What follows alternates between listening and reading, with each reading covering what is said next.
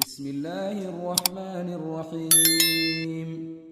تبارك الذي بيده الملك وهو على كل شيء قدير، الذي خلق الموت والحياة ليبلوكم أيكم أحسن عملا وهو العزيز الغفور، الذي خلق 7 سماوات طباقا ما ترى في خلق الرحمن من تفاوت فارجع البصر هل ترى من فطور ثم ارجع البصر كرتين ينقلب إليك البصر خاسئا وهو حسير، ولقد زينا السماء الدنيا بمصابيح وجعلناها رجوما للشياطين وأعتدنا لهم عذاب السعير، وللذين كفروا بربهم عذاب جهنم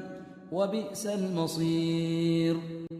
إذا ألقوا فيها سمعوا لها شهيقا وهي تفور تكاد تميز من الغيظ، كلما ألقي فيها فوج سألهم خزنتها ألم يأتكم نذير؟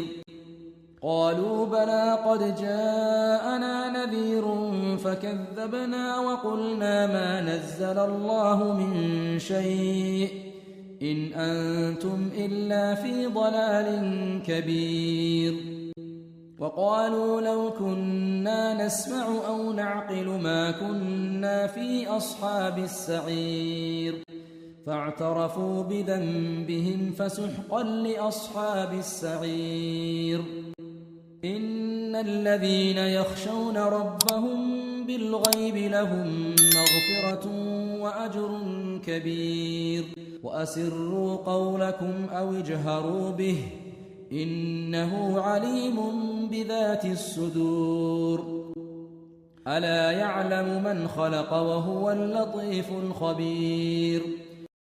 هو الذي جعل لكم الأرض ذلولا فامشوا في مناكبها وكلوا من رزقه وإليه النشور. أأمنتم من في السماء أن يخسف بكم الأرض فإذا هي تمور أم أمنتم من في السماء أن يرسل عليكم حاصبا فستعلمون كيف نذير. ولقد كذب الذين من قبلهم فكيف كان نكير. أولم يروا إلى الطير فوقهم صافات ويقبضن ما يمسكهن إلا الرحمن إنه بكل شيء بصير. أمن هذا الذي هو جند لكم ينصركم من دون الرحمن إن الكافرون إلا في غرور.